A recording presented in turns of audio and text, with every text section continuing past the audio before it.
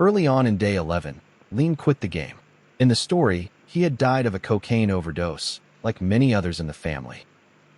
Rebek had gotten an immunity for today's vote from scoring the highest in Scribble.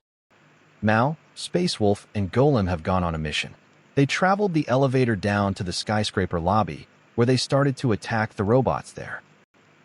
Mao, Space Wolf, and Golem have gone on a mission. They traveled the elevator down to the skyscraper lobby, where they started to attack the robots there.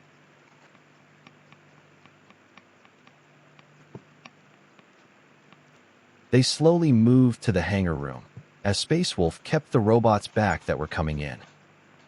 Inside the ridiculously tall hangar was the 70-story tall Mechababe AI robot, a curvy humanoid robot designed by the former President Yamamoto.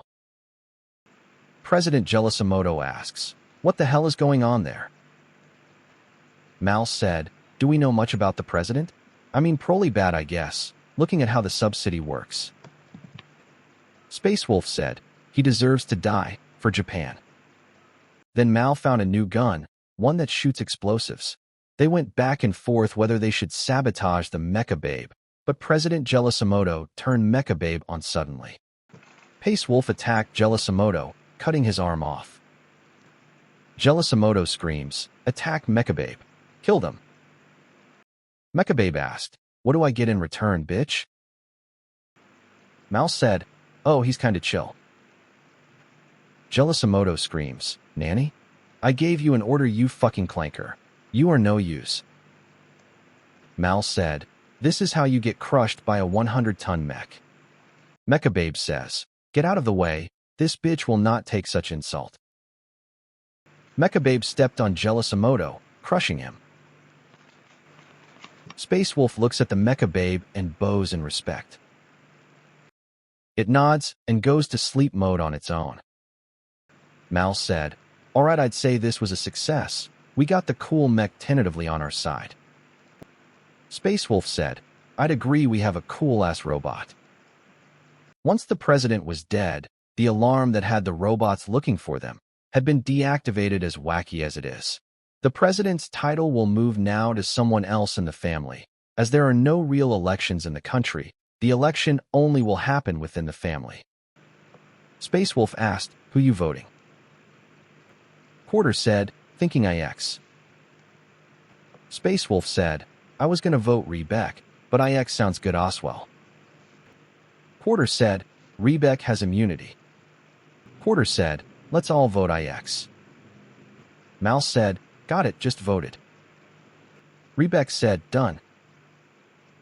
Mal said, "Everyone be sure to vote Quarter. I don't know what he's up to, but us four have a majority and stuff." Golem said, "Voted, I assume Space Wolf next?"